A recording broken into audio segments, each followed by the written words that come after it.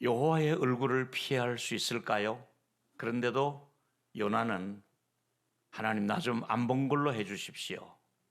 하나님, 저 이제 조금 하나님 앞에서 내가 다른 방향으로 가더라도 하나님 저를 좀 봐주시기 바랍니다. 이런 마음으로 하나님의 간섭을 받고 싶지 않은 거예요. 하나님의 명령이 있었지만은 그걸 받고 싶지 않은 게 요나예요. 왜냐하면 요나는 니느웨 가기가 싫은 거예요. 니느웨 사람 자체가 싫은 거예요. 니느웨 사람이 구원받는 것조차도 싫은 거예요. 그래서 일부러 다른 배를 타지요. 다른 배를 타면서 하는 말이 하나님, 나 좀 안 본 걸로 해 주십시오. 이렇게 요나가 어긋장을 놓습니다. 여기서 여러분, 요나는 지금 기준이 하나님 말씀이 아니라 자기 감정대로 움직입니다. 죄가 뭐냐 하면 하나님의 말씀의 법도에서 어긋난 것이 죄입니다. 비켜갔습니다. 하나님이 원하시는 방향이 있습니다. 하나님이 원하는 기준이 있습니다. 그 하나님이 원하는 기준에서 벗어난 것을 하말티아라고 해서 관역에서 벗어났다. 하나님이 원하는 초점에서 벗어난 겁니다. 죄가 바로 이겁니다. 오늘은 왜 예수님이 필요한가 하는 것을 세 가지 주제로 말씀드리겠습니다. 첫 번째는 하나님이 원하시는 방향에서 벗어난 죄인이기 때문에 그 죄인에게 예수가 필요하다 이거지요. 우리가 예수가 필요 없을 정도로 살면 얼마나 좋겠어요. 근데 우리 모두는 죄라고 하는 그 올무에서 또 그 방향에서 벗어났기 때문에 결국은 예수님이 필요할 수밖에 없습니다. 여러분, 요나가 하나님의 얼굴을 피해서 도망을 가다가 결과 어떻게 되었습니까? 큰 풍랑을 만나서 배 안에 있는 모든 물건을 바다에 던질 정도로 어려운 손실을 겪게 됩니다. 요나서 1장 4절에 보니까 큰 바람을 바다 위에 보내심에, 이 바람은 하나님이 일부러 풍랑을 일으키신 것이지요. 하나님은 바람을 요나가 타고 있는 그 바다의 그 주변에 보내신 겁니다. 하나님이 그 바람을 불러 일으켰습니다. 어떻게 됩니까? 바다 가운데 큰 폭풍이 일어납니다. 하나님은 자연과 이 바람과 바다의 물조차도 다스릴 수 있는 분이십니다. 하나님은 그 바람을 이용하셔서 요나가 타고 간 배를 흔들기 시작하고 그 배의 물건들을 버리기 시작합니다. 배가 깨어질 정도가 되었습니다. 왜 이렇게 하셨습니까? 하나님의 낯을 피하고자 하는 요나의 그 마음에 깨달음을 주기 위해서 폭풍을 이용했습니다. 배가 뒤집어질 정도로 어려움을 주었습니다. 왜 그렇습니까? 요나의 잘못된 그 심보를 깨기 위해서, 요나의 잘못된 방향을 하나님이 원하는 방향으로 잡기 위해서 이런 일이 일어났습니다. 여러분들에게도 마찬가지입니다. 우리가 하나님이 원하시는 방향과 목적에서 벗어나면 하나님은 어떤 것들을 동원하셔서 나를 바로잡고, 내가 계속해서 이 길로 가면 내가 너에게 이걸 들어서 칠 거야, 내가 너를 이걸 들어서 사용할 거야 이러면서 때로는 건강을, 때로는 물질을, 때로는 자녀를 통해서, 때로는 직장을 통해서 기어코 하나님이 원하시는 쪽으로 가야만 되는데, 우리 모두는 하나님이 원하는 방향보다도 내가 기준이 되고 내 감정을 앞세워서 내 마음대로 살아가는 것이 우리들의 이야기입니다. 오늘 예수님이 왜 필요한가? 한마디로 나는 죄인이기 때문에, 난 죄를 지을 수밖에 없는 죄인이기 때문에 난 예수 없이는 안 됩니다. 여호와의 낯을 피하여 도망간 요나에게 그래도 하나님이 그를 간섭하시듯이 주 예수님, 저는 예수님이 필요합니다, 이 고백을 하게 한 것이지요. 여러분 아신 대로 요한복음 8장에는 한 여인이 간음죄를 지었다가 누군가에게 발각이 되어졌고 그를 끌고 예수님 앞에까지 오게 됩니다. 이것은 그들이 처리할 수 있음에도 불구하고 예수님을 아주 곤란하게 할 목적으로 예수님은 이 여인을 어떻게 대하시냐, 분명히 그들에게 주어진 법은 그냥 돌을 들어서 이 여인을 치면, 그래서 피 흘리고 돌에 맞아서 그야말로 죽든지 말든지 그렇게 아주 그 사회에서 매장시키는, 이것이 그 당시에 그 가늠한 사람에 대한 법도였습니다. 근데 예수님은 뭐라고 말씀하고 있습니까? 죄 없는 자가 먼저 돌로 쳐라. 아주 유명한 말씀을 하셨습니다. 이것은 믿지 않는 사람들도 들어 사용하는 말입니다. 죄 없는 사람이 먼저 돌로 치라. 틀어서 먼지 안 나는 사람 어디 있느냐? 의인은 없나니 하나도 없다. 이렇게 말씀을 하고 있습니다. 그런데 그러면 이 예수님의 말씀을 들었던 사람들은 하나같이 손에 들었던 돌을 내려놓고 다 집으로 돌아갔다는 이야기가 본문 속에 나오고 있습니다. 왜 들었던 돈을 내려놓았을까요? 죄인이기 때문에. 죄인들에게 필요한 것은 죄를 느낄수록 누가 필요합니까? 나 예수님이 필요합니다. 난 죄인이기 때문에 예수님이 필요합니다. 이 고백을 하게 한 것이지요. 두 번째 얘기는, 나는 율법을 지키려고 몸부림을 치며 살아왔습니다. 여러분도 그럴 겁니다. 근데 우리가 돌아보면 율법을 지키는 부분에서 실패자였습니다.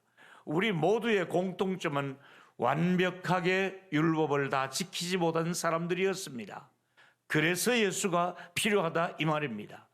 율법을 다 지키는 사람에게는 예수님 없이도 구원이 가능하겠지요. 근데 문제는 율법을 다 지키지 못하는 우리들, 율법은 죄를 깨닫게 하는 그런 역할을 하기 때문에 그렇습니다. 율법주의가 뭐냐 하면 자신의 공로로, 노력으로, 자신의 선행으로 구원받을 수 있다는 생각, 이게 바로 율법주의자들의 생각입니다. 여기서 율법주의자들이 가지고 있는 고통이 뭐냐면, 내가 그 율법을 지키면 너무나 좋은데 그 율법을 지키지 못할 때 오는 마음속의 자괴감과 죄의 뿌리와 연결되어 있는, 아무리 노력해도 그 미달되는 자신의 약함을 고백하지 아니할 수 없는 것이 바로 율법을 지키다가 우리가 마음에 무너지는 것이 바로 다 지키지 못한다는 것이 너무나 안타까운 일 아니겠습니까? 그럼에도 율법주의자들의 생각은 하나님 말씀대로 순종하고 있다고 스스로 착각하는 것입니다.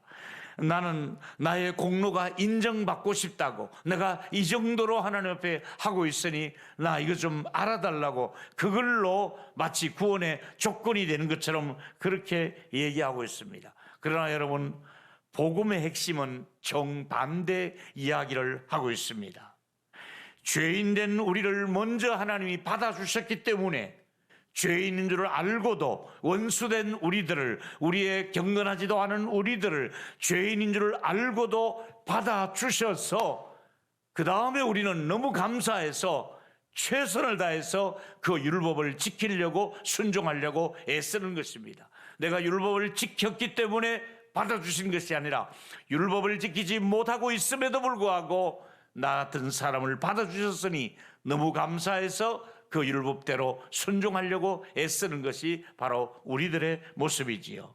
율법주의자들은 자신의 노력으로, 그리고 자신의 의지로 순종하면 인정을 받을 수 있다는 생각입니다.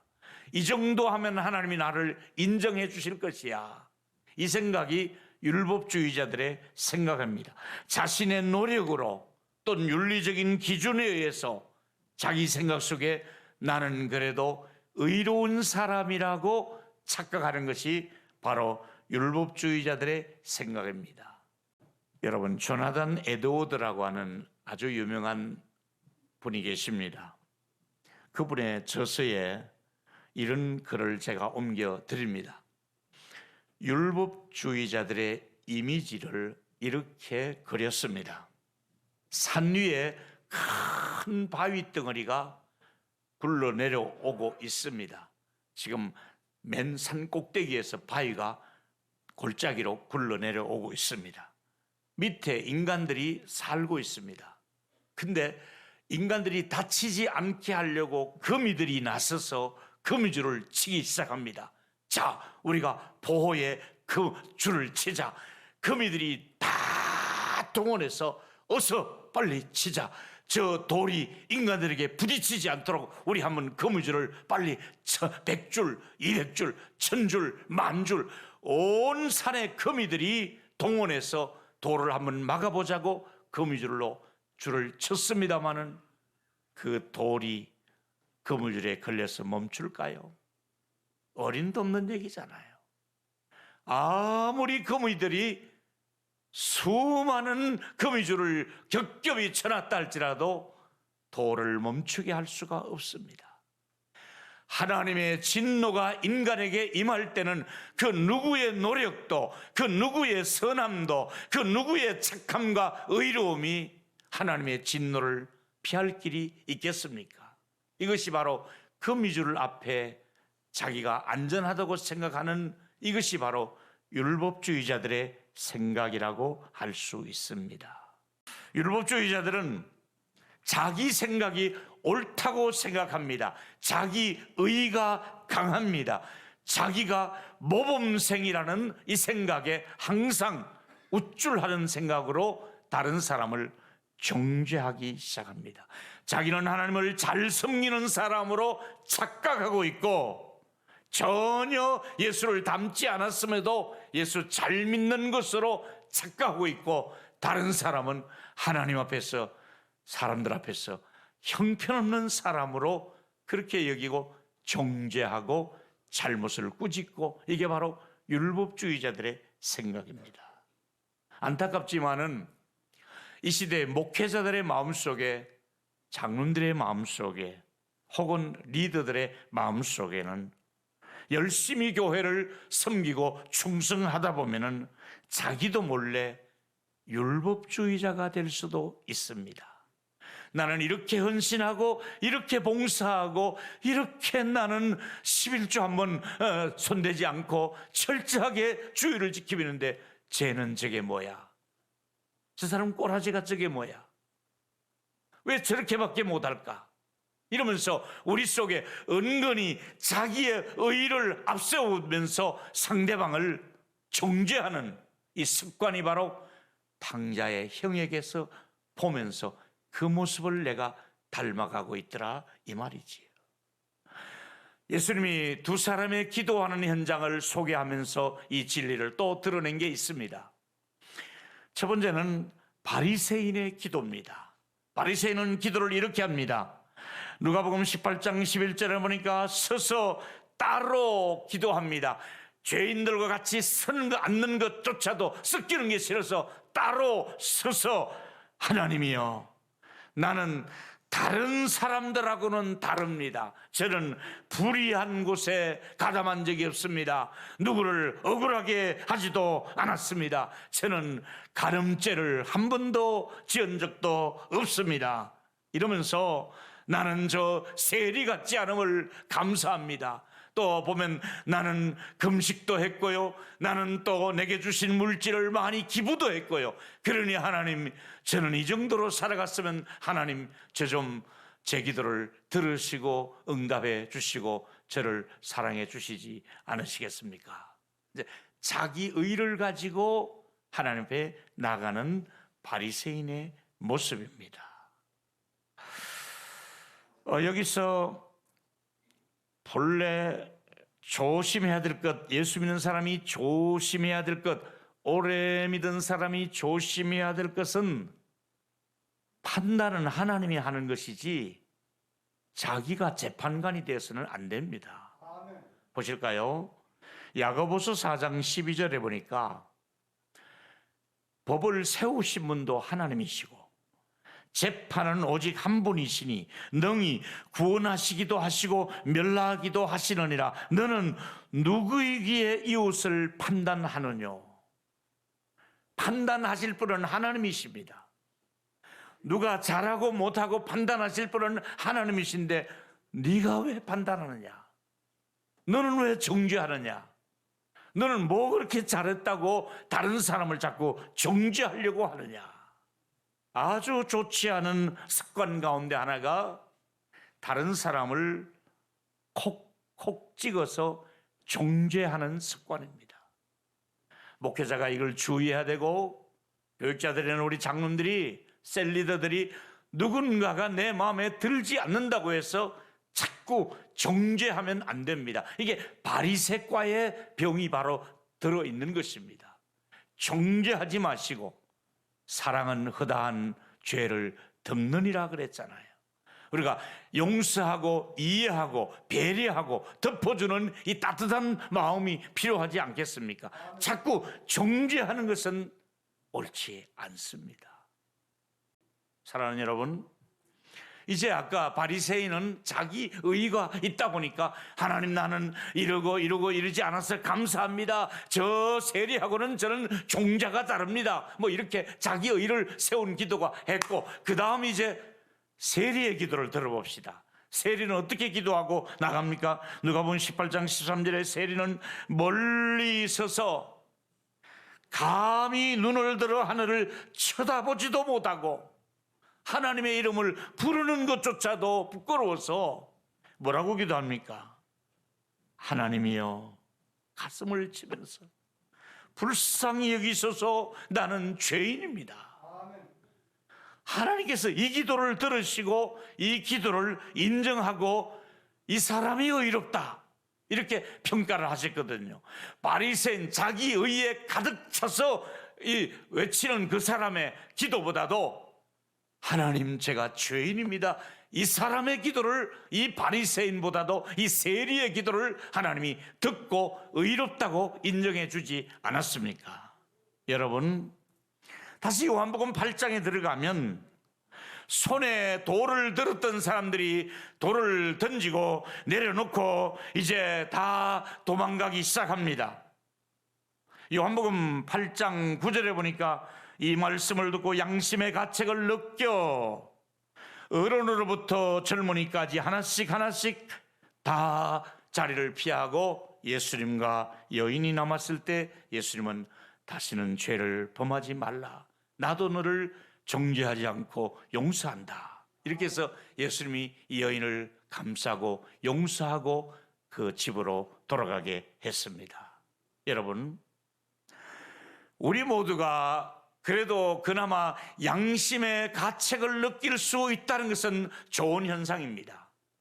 우리 성령께서 여러분의 마음을 두들겨 주실 때에, 하나님의 말씀이 여러분에게 들어올 때에 양심의 가책을 느낄 수 있다는 것은 그래도 살아있는 양심이요, 그 살아있는 양심이 하나님을 찾아가는 양심으로 하나님께로 돌아오면 됩니다.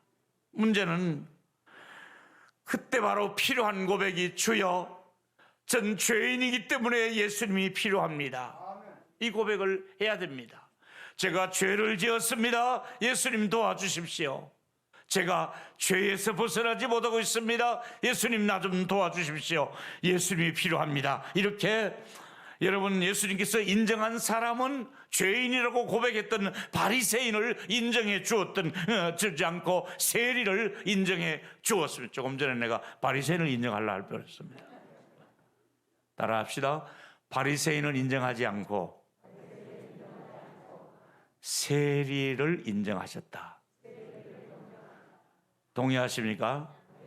맏아들보다도 둘째를 받아주신 아버지의 마음은 같은 마음이지요. 세 번째 얘기는, 나는 습관적인 죄에 빠져 있습니다. 그래서 예수님이 필요합니다. 동의하시면 아멘 하시고요. 우리는 습관적인 죄라는 게 있습니다.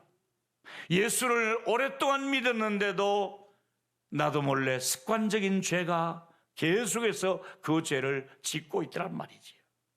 아예 이 습관적인 죄의 뿌리가 내 곁에서 뽑히지 않고 어느 날 잘라버렸는데 다시 또 스물스물 이게 나옵니다.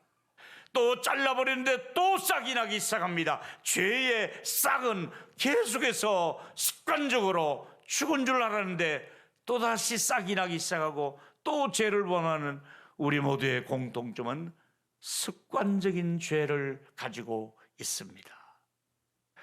그 습관적인 죄 때문에 시달리는 것을 죄책감이라고 이야기합니다.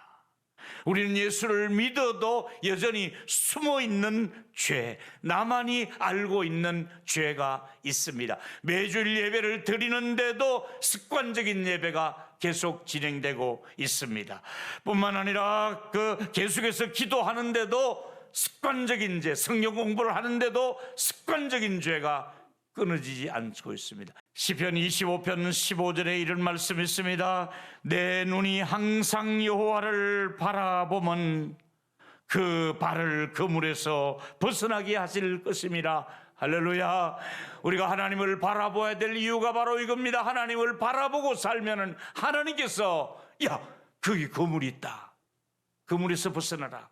야, 거기 올무가 있다, 거기 함정이 있다, 거기 덫이 있다, 벗어나라. 하나님이 저와 여러분이 살아가는데 걸림돌, 덫이 있더라도 함정이 있더라도 벗어나게 하는 역사가 우리 하나님의 얼굴을 바라보는 사람에게 주어지는 은총이 있을 줄 믿습니다. 하나님이 그렇게 하시는 것이지요. 저는 스폴전의 한 말을 잊을 수가 없어 그대로 여러분에게 인용해 드리겠습니다. 스폴전은 목사님이 이 고백을 합니다. 나는 15분만 예수님 생각하는 것을 잊어버리면 타락한다. 우리 여러분 1시간 이상 예수님 생각 안 하면 죄의 길에, 죄의 자리에 있을 수밖에 없습니다. 여러분, 스폴전 같은 목사님도 15분에 한 번씩은 예수님 잊어버리지 않으려고 주 예수님, 주 예수님 하고 이름을 불렀다면 저와 여러분 시간 나는 대로 길을 가실 때도 어디를 가시든지, 전철을 탈 때도, 회사에 가실 때도, 무엇을 하든지 주 예수님, 나 예수님 없이는 구원받을 수가 없습니다. 나는 예수님 없이는 안 됩니다. 우리 아이들 예수님 없이는 안 됩니다. 우리 동일교회 예수님 없이는 안 됩니다. 이 고백을 저와 여러분이 평생을 하면서 주 예수님, 나는 예수님이 필요합니다, 이 고백을 하시면서 하시기를 축복합니다. 결론을 이렇게 준비했습니다. 오늘도 내일도 우리는 매 순간 고백해야 됩니다. 주 예수님, 저는 예수님 없이는 살 수가 없습니다. 저에게는 예수님이 필요합니다. 첫 번째 여러분 있습니다. 내가 예수님이 필요한 이유는 하나님이 원하시는 방향에서 빗나간 죄인이기 때문에 예수가 필요한 줄로 믿습니다. 두 번째 그렇습니다. 또 있습니다. 내가 예수님이 필요한 이유는 율법을 지키다가 실패한 사람이기 때문에 율법을 완성하신 예수님이 필요한 줄로 믿습니다. 다 이루어주신 예수님. 세 번째 얘기 같이 읽습니다. 내가 예수님이 필요한 이유는 나는 습관적인 죄에 빠져 있기 때문에 그럼에도 불구하고 예수가 필요한 줄로 믿습니다. 알고 지었든 모르고 지었든 습관적인 죄든 다 용서하시는 예수님, 그래서 필요합니다. 우리 한번 가슴에 손을 얹고 고백합시다. 저는 예수님이 필요합니다. 저는 예수 없이 구원받을 수가 없습니다. 예수는 나의 생명이십니다. 나의 구원자이십니다. 아멘.